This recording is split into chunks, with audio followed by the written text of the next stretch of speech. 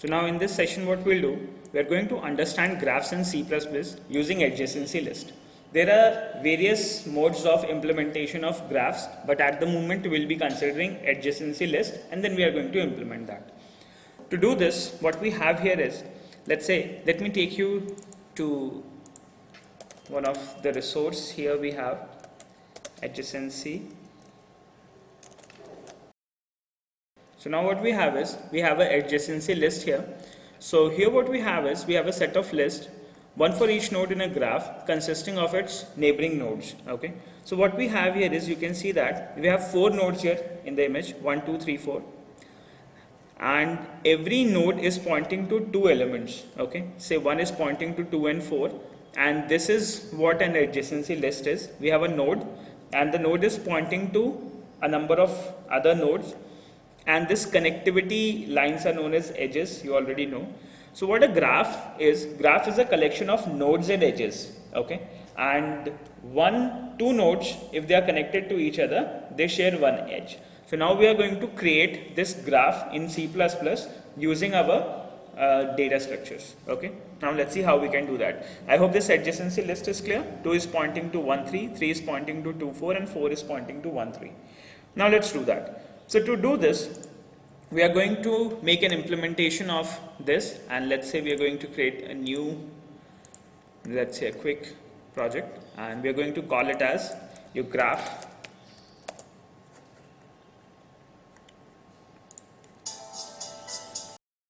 So what we'll be doing, we'll be implementing this adjacency list in our C++ program.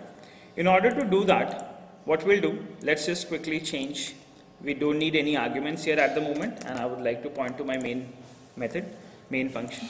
So here what we'll do, within this application, we are going to make use of some data structures, and for these structures we need some libraries. The first we need to have is, let's say, we'll include IOStream. Okay. The next what we need is, we need to include map. Okay. The next we need to include vector. Okay. So these will be the libraries which we will be using in our code. So what we are going to do, we are going to implement a map. This map will be treated as an adjacency list. Within this adjacency list, we are going to insert some vectors, and these vectors will be pointing to, let's say your nodes will be pointing to individual nodes, and the neighbor nodes will be stored within your vectors. Okay. Let's do that. So for this, what we want, first of all, we are going to create an adjacency list. Okay. In order to do that, what we need to do, we are going to create a map with a integer key, and it will be storing vectors in it. Okay. Clear? So we are going to get a map here, and for this we have to use the namespace, using namespace std. Okay. So now what we'll get, we are going to implement your map, and within this map we have to specify the type first, and once the type has been specified, we have to specify the container. Let's say we are going to implement vectors in it. Okay. And then what I want to do, I would like to give it a name, ADJ. Let's say ADJ will point to your adjacency list. Okay. So we have got one adjacency list in which we will have a key value, let's say a node value, and this node will be pointing to some neighboring nodes, and neighboring nodes will be stored within your vectors. Okay.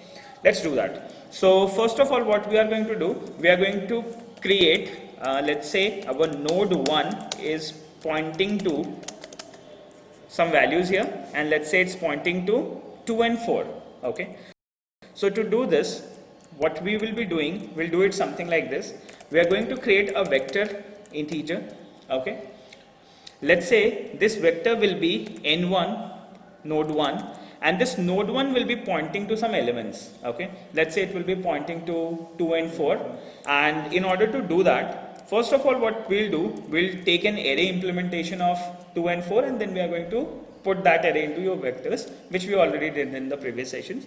So what we'll do, we're going to create an array. Let's call it as array for node 1. Okay.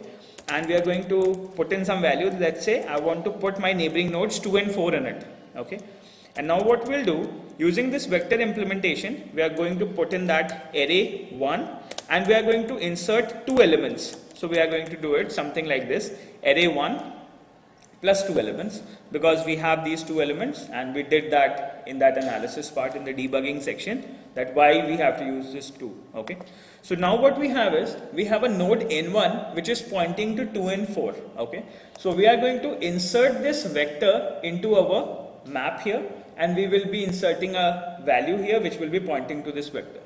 To do this, we'll do it something like this. We'll take our adjacency list, and there is an insert method in your map. Using this insert, what you can do is, you can make a pair of your integer value and to a vector. Okay, which means to one value, and you can point to a container. At the same value, it can store multiple values. Okay, let's say. So what we'll do, we are going to make use of a method known as make pair.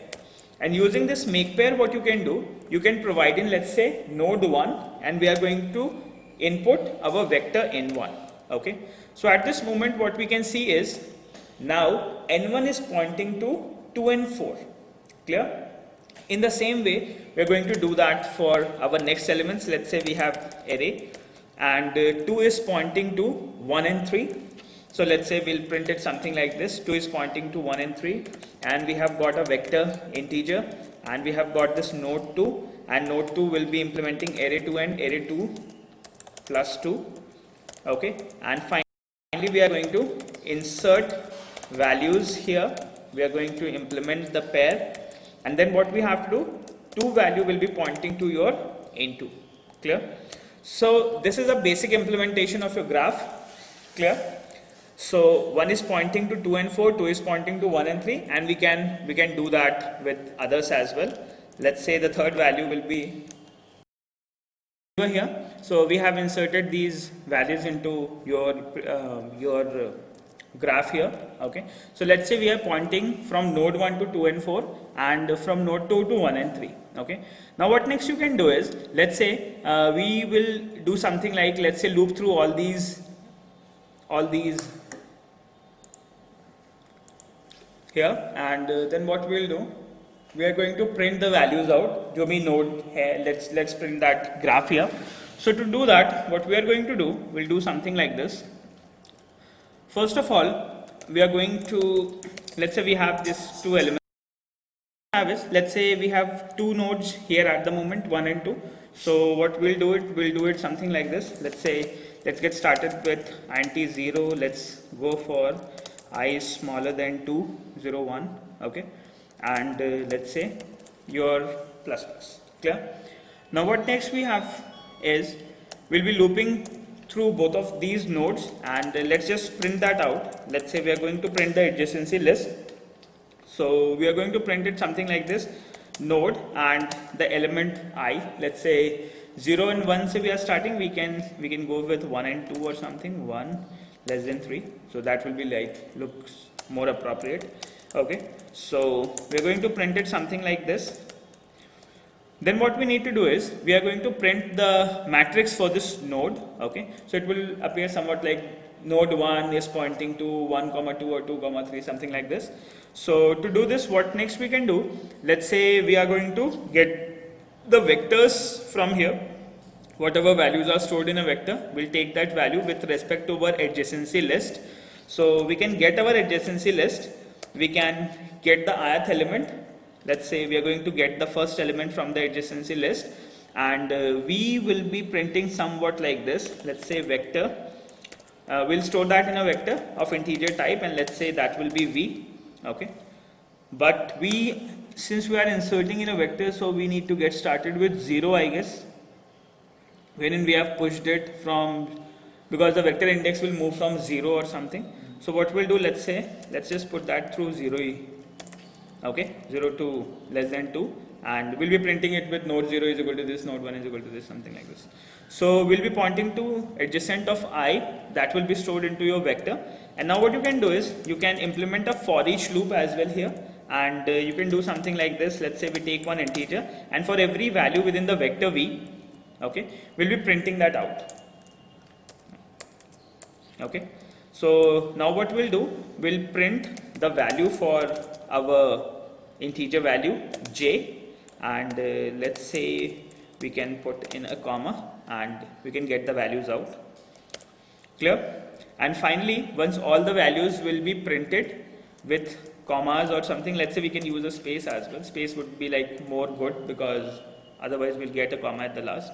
And finally we are going to print the end element so that we'll get each node on a new line. Okay, so this is how what we did. We created an adjacency list.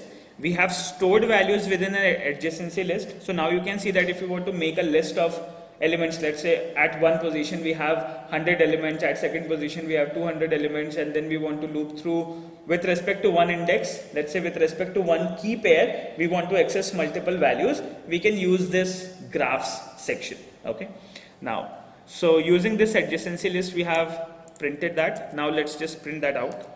Let's just save it.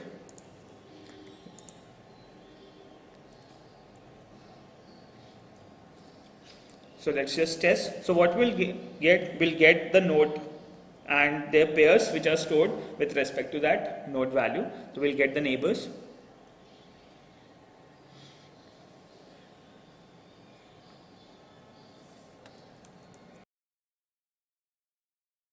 Okay, and we have to take one get character so that we can run that properly, and it stays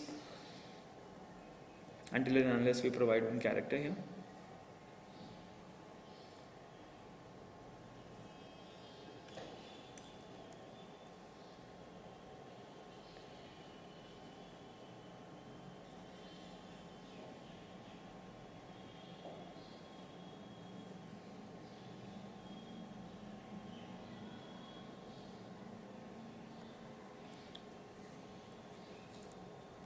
We have node 1 and 2, 0, 1, it's pointing to 2, 4, and we have to go with, that was correct I guess, 1 less than 3, how would that be, at node 1 and 2, let me just run that.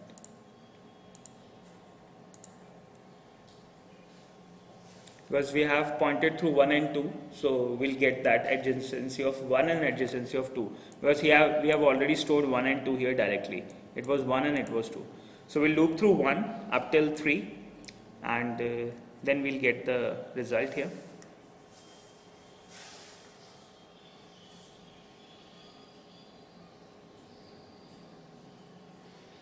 So now your node 1 is pointing 2 and 4, and your node 2 is pointing to 1 and 3. Okay, so we can have as many elements we want to insert into this graphs. So I hope now you understand the adjacency list implementation of graphs, and we understand priority queues as well. We understand containers as well, how we can implement priority queue with respect to vectors and dequeues. We understand the comparator part as well. Okay, and there is one more thing. When in competition, sometimes it's like that once if we are not inserting a value